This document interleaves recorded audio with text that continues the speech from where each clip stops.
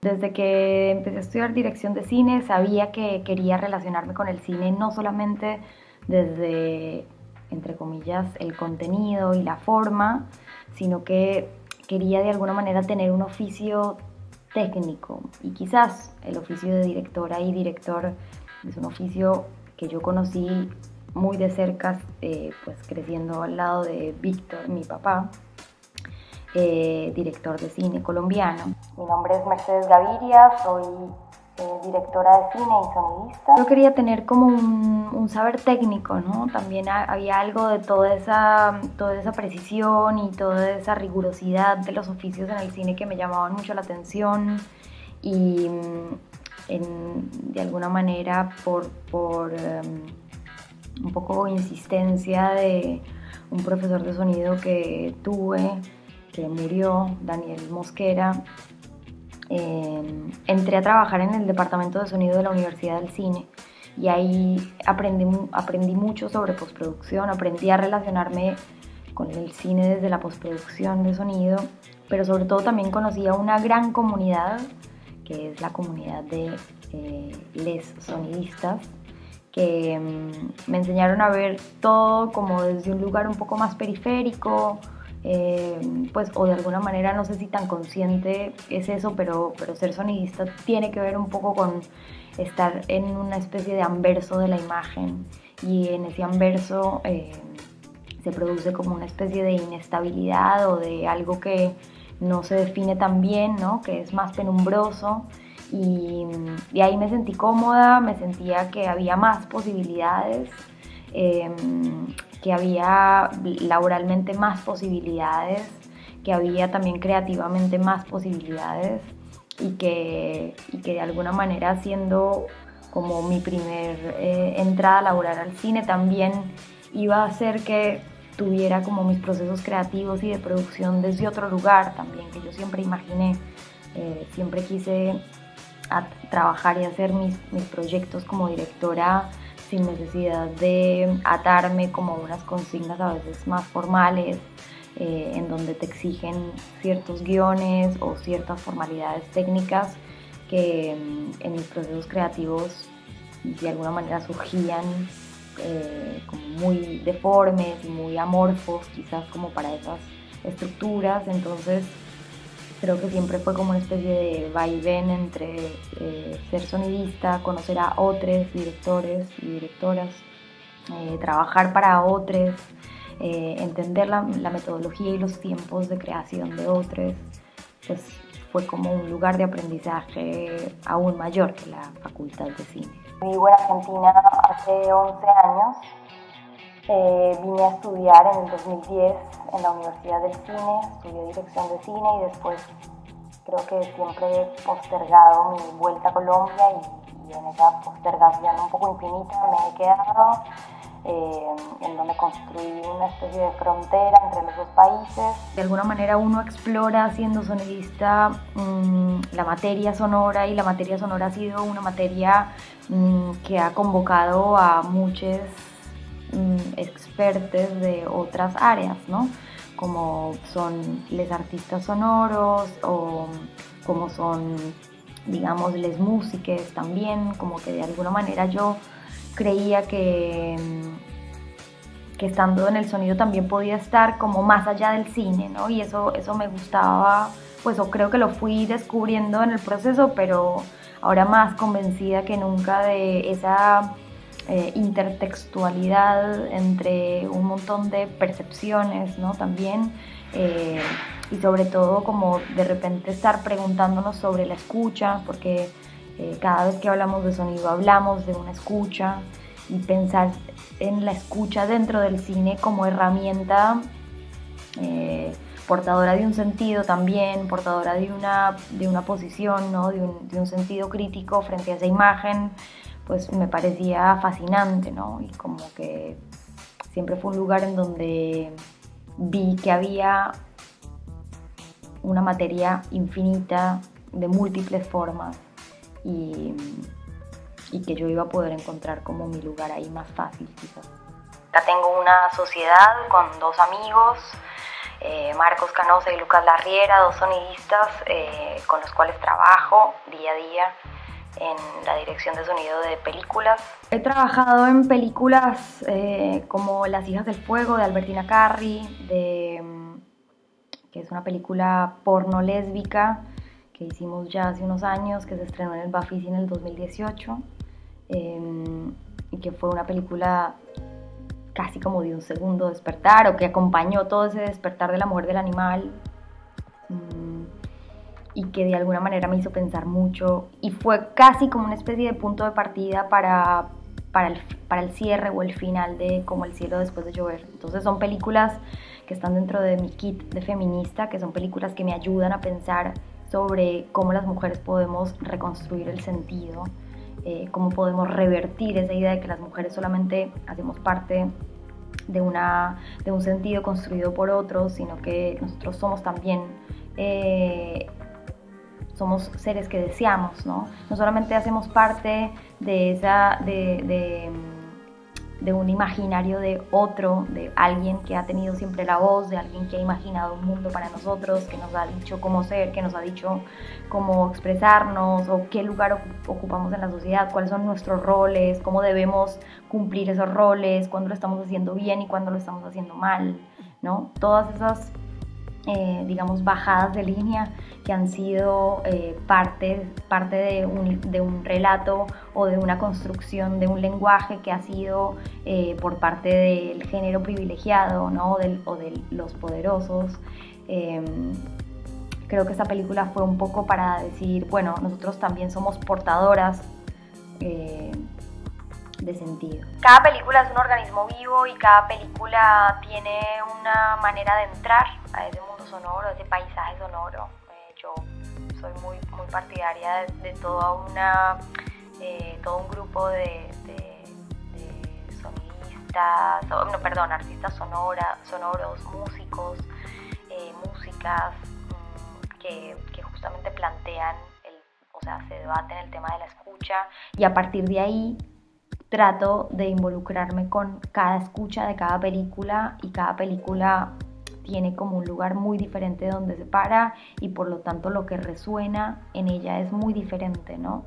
No es lo mismo estar haciendo Visión Nocturna, que es una película de la primera persona, con material de archivo, con una velocidad y un vértigo avasallante, y una película que es como Las hijas del fuego, por ejemplo, en donde hay una construcción de lo erótico, del sonido de lo erótico, de la masturbación, de las relaciones sexuales, de los fluidos, del agua, y no es lo mismo, que además también es una escucha del placer muy de cerca, y no es lo mismo estar haciendo una película de Las Mil y Una, de Clarissa Navas, en un barrio como lo es Las Mil, en donde hay una densidad demográfica, como en cualquier tipo de vivienda social, en donde hay por lo menos viviendo 6 personas en, 40 metros cuadrados, y qué pasa con esa sonoridad de toda la gente produciendo sonido, recibiendo sonido, escuchando de cerca al otro, escuchando de lejos a los otros también, ¿no? Y como todo ese enmascaramiento de vida, y como toda esa resonancia de esos lugares completamente con muchos recovecos y con muchos huecos, y como una música viene por debajo de la casa y como otra música se mete por el hueco de una puerta o por el hueco de una ventana mal cerrada, ¿no? Como todo ese paisaje, de alguna manera parte de la escucha, de la escucha que yo hago de la película, y también de la película cómo plantea esa escucha, ¿no? Y creo que todas esas películas, todas estas películas proponen, a veces hay que desmantelarla, y a veces hay que investigarla, hay veces que hay que evidenciarla, pero pues todas tienen un punto de vista, tienen un punto de escucha, y a partir de ahí creo que cada película se compone. Entonces no sé si tengo un ideal del sonido que me gustaría. Creo que el sonido el sonido más el que me gustaría es un sonido que pueda evidenciar justamente esos puntos de escucha, ¿no? Que sean fieles con las películas. Trabajar en Como el cielo después de llover de alguna manera teniendo un oficio de sonidista y habiendo hecho películas similares desde el diseño de sonido, pues fue como también una especie de camino ya hecho, ¿no? Como o sabía de alguna manera o intuía de alguna manera que había muchas de las imágenes que yo quería evocar que no estaban necesariamente ni filmadas ni ni trabajadas desde mi archivo, mi propio archivo, ni del archivo de Víctor. Pues de alguna manera eso resonaba mucho con el pensamiento con el cual yo he venido como trabajando y acercándome, ¿no? Como la posibilidad de darle un poco más de como de imprecisión a las imágenes también, ¿no? Como de dudar de ellas, de resignificarlas, de reconfigurarlas. Y creo que el trabajo con archivo es un poco eso también, ¿no? Entonces había algo como de la confianza en no necesitar de ciertas imágenes para evocar una imagen real, pues una imagen que podía también ser real sin necesidad de ser una imagen de video, una imagen de cualquier soporte, ¿no? Como que había algo a esa llegada de esas imágenes que yo sabía que podía lograr porque lo había intentado y lo había ejercitado en otras películas, ¿no? Entonces creo que desde ahí, desde esa seguridad de poder construir a partir de ahí, ¿no? Y que, digo, obviamente estuvo muy al servicio del montaje, ¿no? De decir, bueno, estas escenas las voy a resolver de esta manera, no sé, planos en donde yo de alguna manera quería construir cierta conversación que sabía que con el sonido lo iba a poder explorar, ¿no?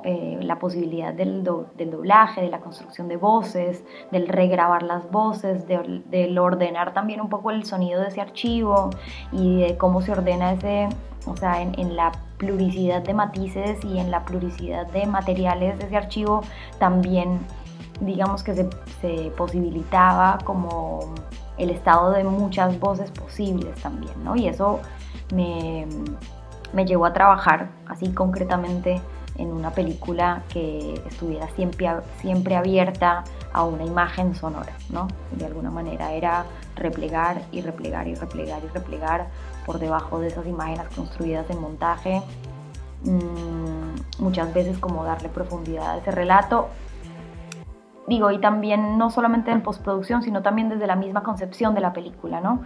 Como momentos en donde confiaba en esas herramientas de construir el sentido por fuera de la imagen también, ¿no? Como que había esa posibilidad.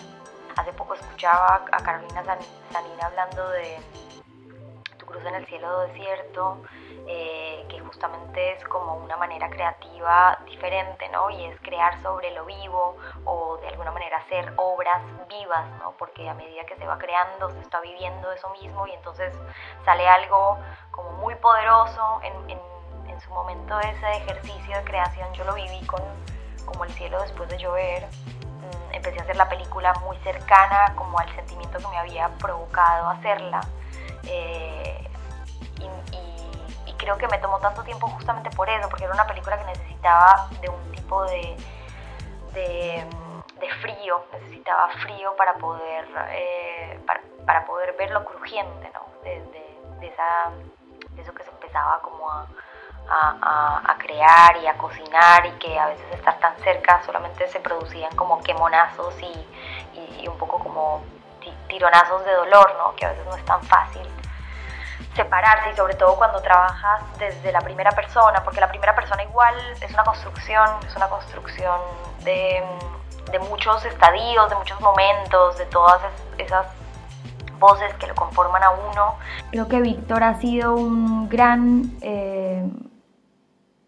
maestro, un gran padre, un gran amigo, pero sobre todo ha sido como una persona que me ha puesto como me reveló un poco el poder de la poesía, el poder también del deseo, ¿no? Como cómo para los hombres también es tan fácil configurar desde un principio el deseo y cómo todo eso pareciera que no tiene ninguna torpeza, o sí tiene unas torpezas, pero tiene menos contingencias quizás.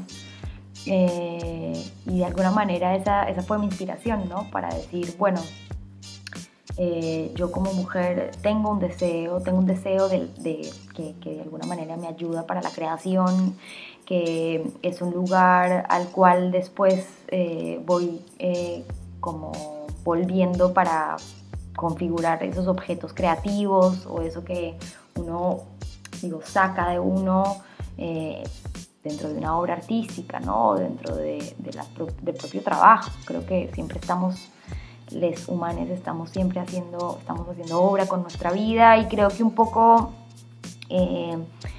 Víctor tenía ese lado que era más privado, pues, o que estaba como contando un poco más escenas de lo privado y escenas de la vida doméstica en la poesía, que era algo que a mí me interesaba mucho más que ir a hacer grandes relatos sobre la sociedad, que de alguna manera pues yo estaba viviendo como mi realidad, mi presente, ¿no? Estando en Buenos Aires, viviendo como todos esos años de juventud, ¿no? De los principios de la adultez, ¿no? Yo llegué acá a los 17 años y a los 17 años pues de alguna manera estaba como volviendo a entender que ahora estaba en una condición de estar lejos de casa, y estar lejos de casa suponía como un dejar de o perder algo, ¿no? Siempre esa sensación de perder algo, pero una decisión y casi como una militancia de perder algo para ganar algo mayor, ¿no? Y ese algo mayor era mi independencia, mi propio espacio, mis propias ideas, mi propio lugar en el pensamiento también, ¿no? Como estar siempre vinculada a esa primera influencia que fue mi papá, pero también poder descubrir las mías, porque yo a veces sentía que estando tan cerca de él, y creo que sigue pasando, ¿no? Y seguimos estando muy cerca, y estamos tan cerca que, pues que nada, que termino de hacer una película como El cielo después de llover, y creo que es una película que un poco también está rindiendo homenaje a esa persona que me entrega todo ese saber sobre ese mundo y también esa sensibilidad, y que un poco me ha inspirado a vivir, ¿no? También mi propia vida. Él fue el quien nos dio una imagen del pasado, gracias a que había sido él el observador. Lo que pasa es que en ese pasado nosotros habíamos sido vistos por ese otro, ¿no? Entonces, de alguna manera ese pasado era una pregunta, si ese pasado había existido o no había existido, ¿qué tenía que ver ese pasado real, ese pasado real que digo, no existe solo un real, sino que había una especie de configuración de lo real a partir de los integrantes de ese pasado, ¿no? Que había sido mi hermano Marcela, yo y Víctor, que había aportado como esa idea de este fue nuestro pasado. Entonces, un poco la cámara se da vuelta, la cámara lo filma él.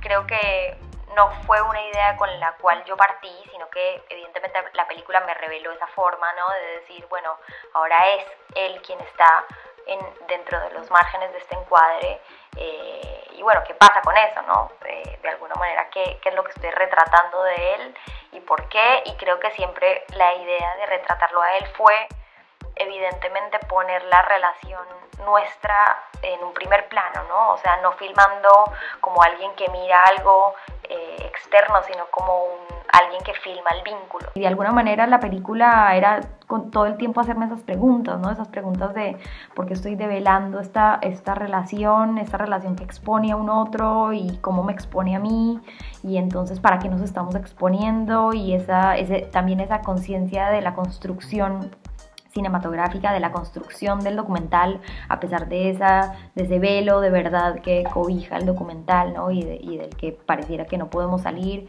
pero esa idea de que hay que dudar de las imágenes y que hay que dudar también de eso para estar más libres también y poder jugar con esas imágenes de la verdad y cambiarles el orden, ¿no? Y cambiarles el orden según lo que creamos nosotras, ¿no? Y creo que eso fue muy importante para para hablar con Víctor sobre, bueno, sobre lo que nos hacíamos muchas preguntas sobre la mujer del animal conjuntamente, y había muchas de las conversaciones que no quedaron plasmadas en ningún registro, pero pues había un registro de la memoria y de muchas conversaciones que tuve con él a lo largo de ese rodaje que, como ya dije, irrumpieron y fueron un despertar, ¿no? Porque había algo que no estábamos encontrando en común, ¿no? Pero a la vez nos separaban enormemente muchas ideas sobre la película, pero a la vez también nos amuchaban muchas otras sensaciones y emociones sobre la vida y sobre nuestro vínculo de padre e hija.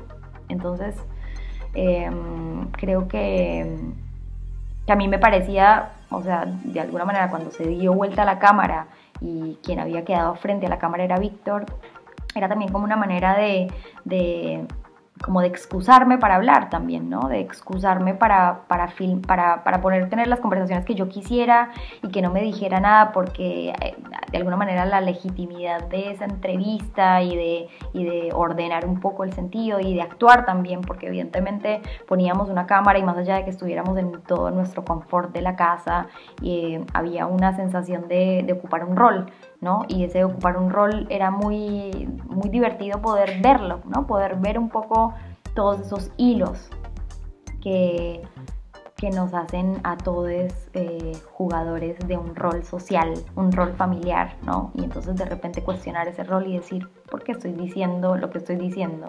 Lo estoy diciendo porque de verdad pertenece a lo que deseo, o simplemente estoy acatando ese mandato del rol. Entonces, bueno, creo que fue bueno, y sobre todo nos daba otro código. Creo que poner una cámara frente a una conversación, ¿no? Y como de alguna manera poner un testigo que se independiza también de una, porque se devuelve, ¿no? Y ahí es donde podemos pensar esa puesta en abismo, perdón, ¿no? De quién se mira y cómo también ese reflejo de quien se mira y esa imagen infinita que se va haciendo en el reflejo. Y creo que eso también de vuelta tiene el cine. Entonces una conversación entre dos personas que de alguna manera saben cómo es ese mecanismo de la mirada, ¿no? de esa puesta en escena, era muy interesante porque era infinita. Me ha dejado la satisfacción tan grande de volverme a encontrar con Víctor, en primer lugar, con Víctor Gaviria, con mi papá, con el cineasta y con el papá y con el varón también, ¿no? Como que de repente uno a veces en las instituciones familiares no tiene esa oportunidad de reformularse los vínculos de otra manera que no sea ese vínculo familiar, ¿no? Y de repente tener una conversación con tu papá desde un lugar que no sea solamente de hija y padre, sino que sea desde la postura de género, desde una perspectiva de género, ¿no? Desde dos visiones, desde dos vidas distintas, desde dos generaciones. Creo que eso para mí ha sido lo más satisfactorio, y creo que en todo caso toda esta búsqueda de irme lejos y de estudiar cine y de poder como buscar un camino dentro de un territorio común que era el cine, porque de alguna manera él fue mi inspiración para querer, no sé, creo que había tanta admiración hacia él, hacia su manera de sentir, que yo pensaba que ese sentir era una especie de respuesta que él tenía por el cine, ¿no? O que simplemente, pues esto era como un pensamiento muy ingenuo y muy de la niña que mira como lo que hacen sus padres y sus madres. Y entonces ver a Víctor vivir con tanta emoción y tanta pasión, de alguna manera yo me sentía como un poco identificada con ese entusiasmo por la vida y ese entusiasmo por conocer a los otros, y pensaba que el cine era como una herramienta, ¿no? Como que un poco me sesgué a que esa era la manera de vivir muchas vidas a la vez también, de poder desordenar esa multiplicidad de voces que hay en uno, que habitan en uno, y que el cine era como una manera de poder experimentar todas esas voces. Entonces,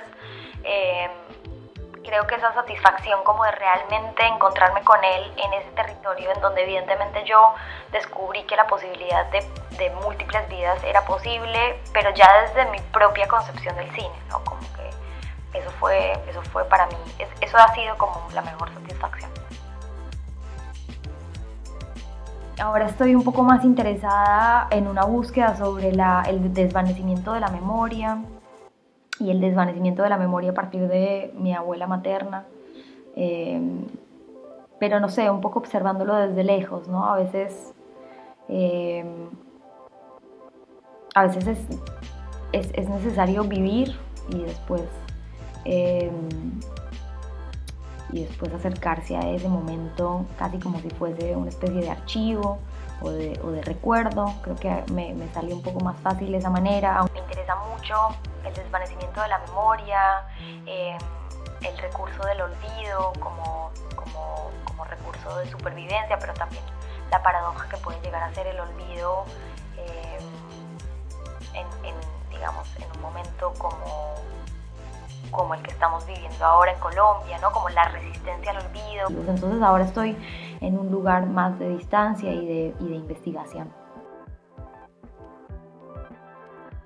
Podría decirles que la carrera dentro del cine es larga, que no hay prisa de nada, que cada experiencia y cada película en la que uno trabaja es realmente la oportunidad de poder vivir otra vida.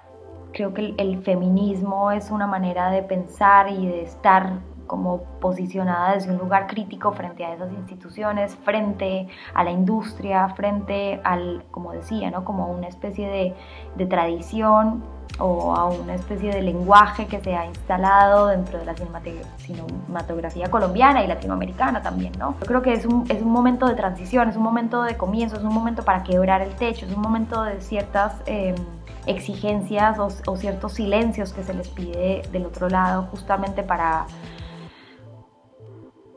una verdadera paridad, o sea, para una verdadera paridad, para una inclusión no solamente de la mujer, sino como de las disidencias, ¿no? De las disidencias en todos los ámbitos, de poder estar libres en cualquier lugar de trabajo, seguras en cualquier lugar de trabajo y que nadie nos va a someter a su poder solamente por estar en una posición que no sea ni la hegemónica, ni de alguna manera es como un constante rendirle homenaje a la vida, exaltar la vida, o sea, la capacidad del cine de exaltar la vida es siempre un lugar de resistencia y un lugar de supervivencia, es un lugar desde donde se puede exaltar la vida y produce satisfacciones y también no solamente satisfacciones, pero a la vez también es como una manera de estar cuestionando también lo que a veces se nos presenta ante los ojos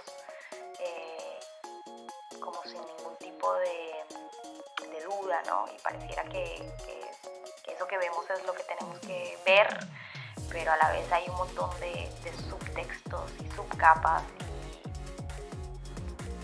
que nos entregan a veces algo más misterioso. Creo que en el cine se puede también, o sea, es una lucha constante, igual, creo que por eso hacer este tipo de cine y creer en un cine que tiene que ver más con una resistencia dentro de ese lenguaje hegemónico nos acerca un poco más al misterio del que a veces uno se pregunta constantemente sobre el vivir y bueno, es un lugar en donde entramos todos.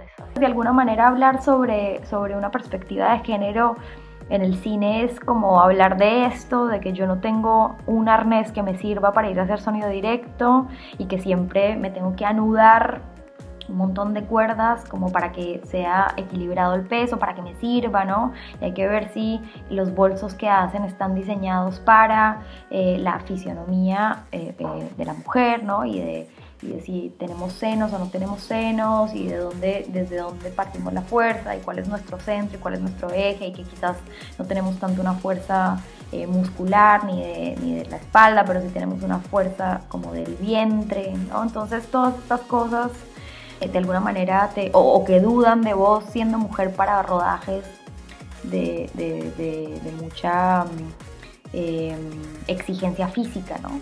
Porque alguna vez me pasó de que alguien me convocó para el rodaje de un cineasta colombiano, amigo mío, y que queríamos, pues yo quería estar en su rodaje y un poco él también me insistía, y había un sonidista y yo le decía, bueno, voy como microfonista, y una de las dudas primeras era si yo iba a ser capaz de ser microfonista según las exigencias físicas del rodaje, ¿no? Entonces, de alguna manera es hablar de esto, pero también es hablar de, o sea, de la propia imaginación de la mujer, del propio, o del imaginario, perdón, de la mujer dentro del cine, ¿no? Como qué lugares ocupa, por qué ocupa esos lugares, por qué las mujeres siempre terminamos haciendo tareas de producción, de administración. Creo que en el cine pasa constantemente eso, o sea, a nivel técnico, pero a nivel también ya de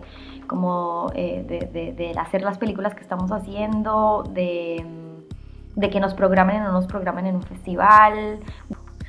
Bueno, gracias, espero que haya sido una buena conversación para ustedes y bueno, cualquier cosa quedo aquí atenta a cualquier otra pregunta que les surja y espero en algún momento poder charlar en persona.